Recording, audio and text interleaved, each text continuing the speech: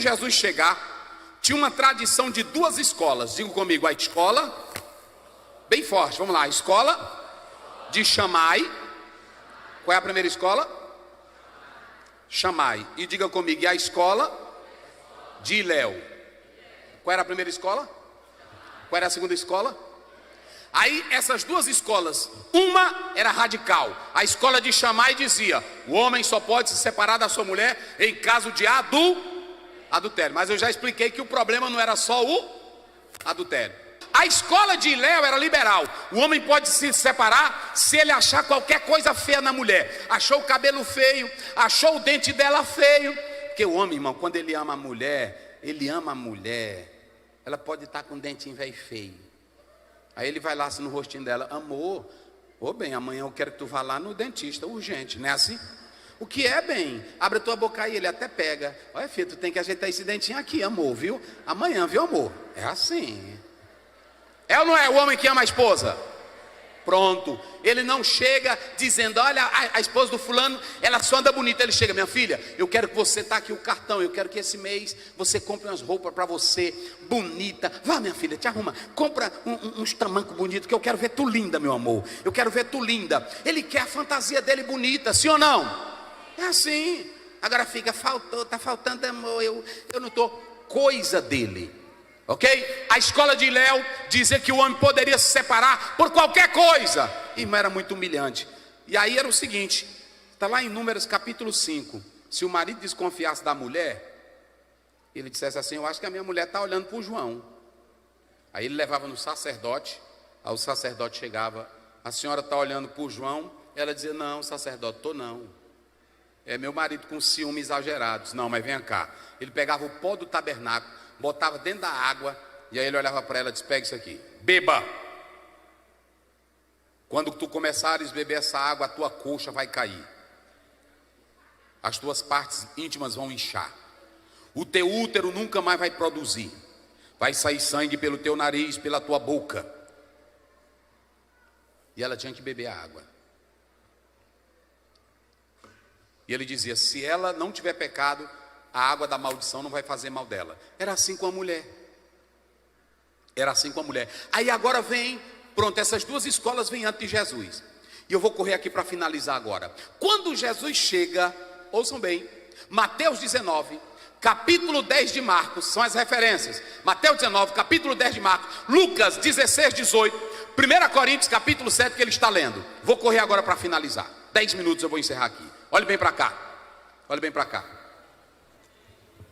Os discípulos chegaram para Jesus querendo a lei de Moisés. E eles disseram: Senhor, é lícito dar carta de divórcio? Eles estavam no pensamento de Hilel e de Shammai. Aí Jesus vai exaltar o casamento e a vida a dois. Não é assim? Ele disse: olha, desde o princípio nunca foi assim.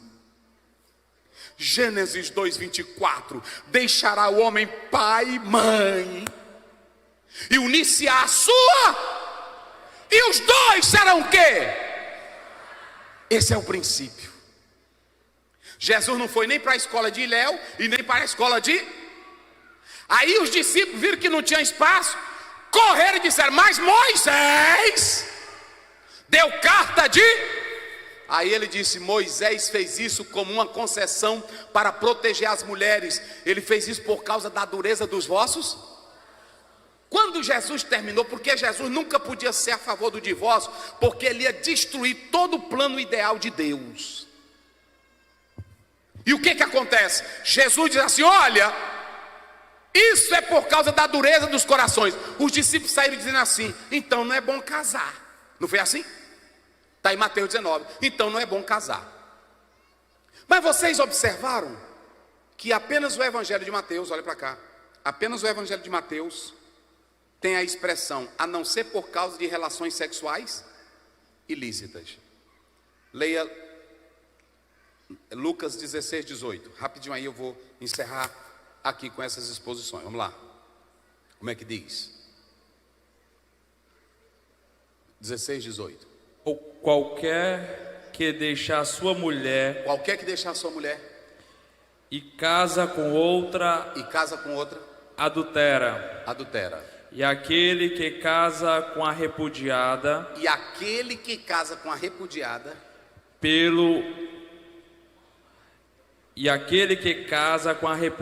pelo marido, sim, adultera também. Esse é o evangelho de Lucas. Alguns dizem que tanto Lucas como Mateus bebeu na fonte de Marcos, seguindo o esboço de Marcos. É claro que cada evangelista tinha a sua peculiaridade. Marcos 10, vamos ver do 9 a 12, rapidinho. Eu quero que vocês marquem essas passagens bíblicas, porque eu estou respondendo uma questão muito séria. Marcos 10. Isso, 10, 9 e 12, vai ver aí. Portanto, o que Deus ajuntou, não o separe o homem. Isso. E em casa tornarão os discípulos a interrogá-lo acerca disso mesmo. Olha aí. E ele lhes disse: qualquer que deixar a sua mulher, novamente Marcos, qualquer que deixar a vossa mulher e casar com outra, adultera contra ela. E se a mulher deixar o seu marido, piorou, e casar com outro, adultera. Eu pergunto, nesses dois evangelhos tem brecha? Vamos lá, tem brecha? E quando você vai para Mateus, veja aí 5,32. Quando você vai para Mateus 5,32, alguns biblistas dizem que os judeus deixaram passar essa frase porque muitos já viviam nessa prática aí. E Mateus, ele escreve para os judeus. Vai. Eu, porém, vos digo que qualquer que repudiar sua mulher, olha, a não ser por causa de prostituição, olha, faz que ela cometa adultério. E qualquer que casar com a repudiada, olha, comete adultério. Então preste bem atenção. Nesse caso aí, além da separação, não dá nem direito ao novo casamento. Entenderam agora? Você tem dois evangelhos, e se você seguir a lei do judaísmo, o testemunho de dois é o quê? É verdadeiro. E dois evangelhos não usa a expressão a não ser por causa. Só tem Mateus, e alguns dizem que os judeus deixaram passar para beneficiar os judeus. Ou seja, não há confirmação para isso. Pastor Zé, como é que está meu caso hoje? Eu não posso sair sem dizer isso para você. Observe que eu estou aqui pregando a Bíblia. Eu estou mostrando aqui a palavra de Deus. Eu não estou mostrando. Vamos lá para o apóstolo São Paulo. 7, vê do 14. 7,14 de 1 Coríntios. Rapidamente. 7,14. Vai, como é que diz? Porque o marido descrente é santificado pela mulher. Isso. E a mulher descrente, sim, é santificada pelo marido. Isso. Doutra sorte, os vossos filhos seriam imundos, isso, mas agora santos. Pode ir. Mas se o descrente se apartar... preste bem atenção. Olha aqui, porque alguns estão usando Paulo para dizer que Paulo era a favor do divórcio. Paulo também segue a mesma linha de Marcos, segue a mesma linha de Lucas. Ele está falando para um casal que aceitou Jesus e que antes não vivia debaixo dessa lei. Eram pessoas pecaminosas. Os dois aceitaram Jesus. Caso a mulher aceite a Jesus e o marido diga: olha, eu não quero teu Deus, eu não quero tua fé, vai embora. Paulo disse que ela poderia ir. Mas quem é que pede a separação aqui? É a crente ou é o descrente? Vamos lá, me ajudem. Quem é que pede a separação? É o crente ou é o descrente? Descrente. É o descrente. É o descrente. Então ele diz, mas se ele... Por que Paulo não pediu? Porque ele dizia que a mulher crente, se o marido não fosse crente, ela poderia ganhar até o marido. Pronto, está lá em 1 Pedro 3. E ele também diz a mesma coisa. Caso seja o marido que seja crente e a mulher incrédula, ele pode ganhar ela para Cristo. E quando ele diz que os filhos seriam santificados, ele não estava dizendo que os filhos seriam salvos, mas a presença de um santo no lar, com testemunho exemplar, pode abençoar a vida do filho e a vida do marido não crente. Sim ou não? Então pronto, você não tem nem Jesus, nem em Paulo, nenhuma confirmação. Pastor Ziel, e agora? Aí eu não sei porque meu tempo não dá, já vou encerrar bem aqui, meu pastor. E aí é muita coisa, mas aí...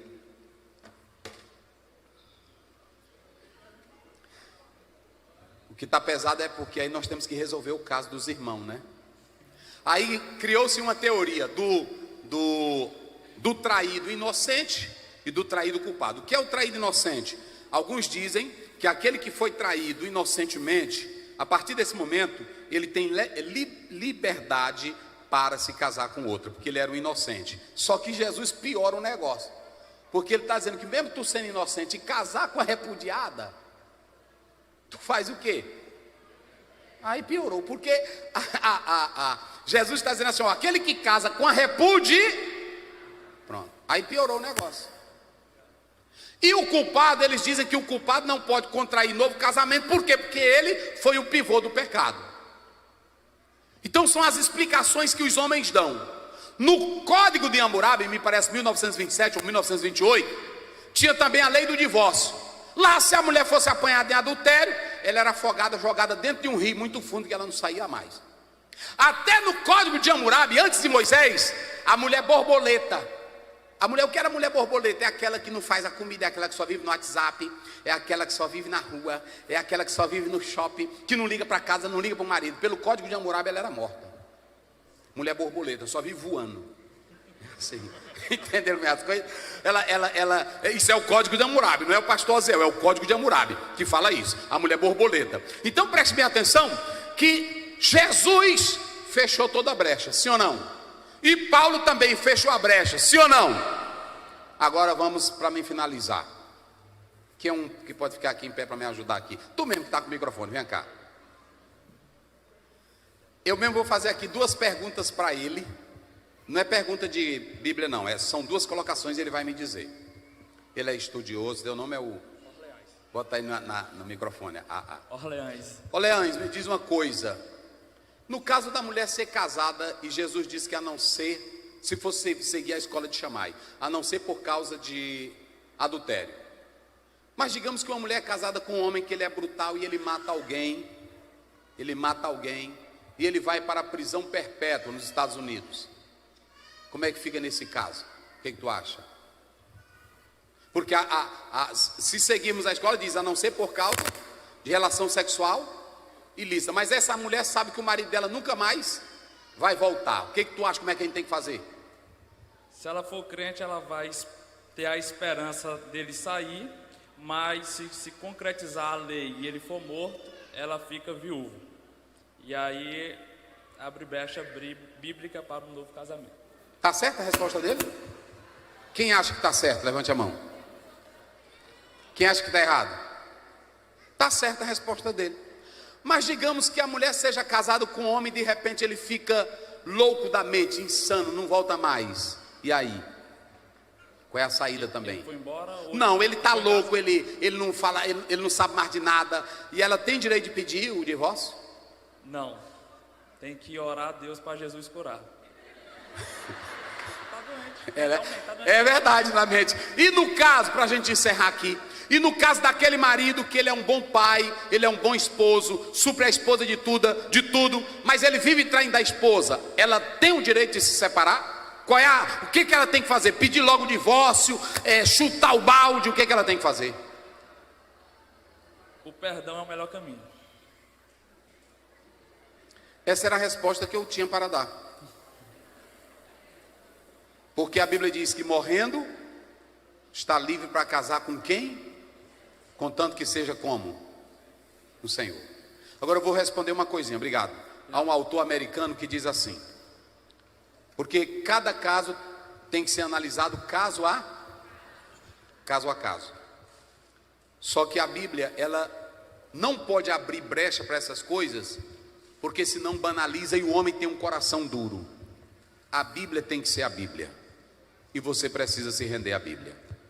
Pastor Aziel, e no caso que, por exemplo, a minha mulher vivia me traindo, não me queria mais, e etc. Ou outro caso seu, que não foi largar só porque não gostou dela, não foi largar só porque não gostava da voz dela. E nesse caso, pastor, você deve ser tratado como membro, respeitado na igreja, e esse é um caso entre você e Deus. É um caso entre você e Deus. Eu não vou ter voz para entrar nesses detalhes, mas você sabe a sua situação, E eu vou só dar um exemplo aqui. E eu pergunto aqui, encerrando: Deus perdoou Davi? Deus perdoou Davi? Vamos lá. Deus perdoou Davi? Mas Davi morreu como? Deus fez duas maldades com Davi. Ele morre aproximadamente com 70 anos. 70 anos, o homem ainda é homem ou não é? Cadê os homens aí de 70? Vai levantar a mão, porque é glória a Deus. Eu estou ajudando vocês, hein? Depende, né? Mas porque o senhor está diabético.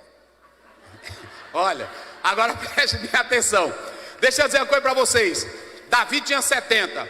Quem é que morre junto, pertinho de Davi, do ladinho dele? O que ele mais amava era a mulher. E no final da vida ele morre com uma mulherzinha toda linda, cheirosa, bonita, que ele não podia fazer nada. Não era assim? E a Bíblia ainda diz mais, olha para cá: a espada nunca mais se afastou da casa de... Você quer o perdão do adultério, como de Davi? Morreu o menino, um irmão matou o outro, o irmão abusou da irmã, o outro queria tomar o trono, Salomão matou o irmão porque queria tomar o trono dele. Nunca mais a vida de Davi prestou.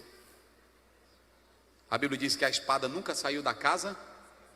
Quem abre a porta para o adultério dificilmente terá uma vida bem estruturada. Por isso, coloque a porta, coloque a cerca, coloque o cadeado: não adulterarás, porque o adultério traz consequências gravíssimas. Honre a tua esposa. Se o negócio está enfraquecendo, um pastor chegou para o pastor e disse assim: pastor, eu vou largar minha mulher, eu não sinto nada por ela. Aí ele disse: é mesmo, irmão? Mas eu queria fazer o seguinte: tire 15 dias de férias aí, e aí leve ela. Só que você faz o seguinte: tu vai no avião, ela vai no outro. Faça de conta que ela é tua namorada.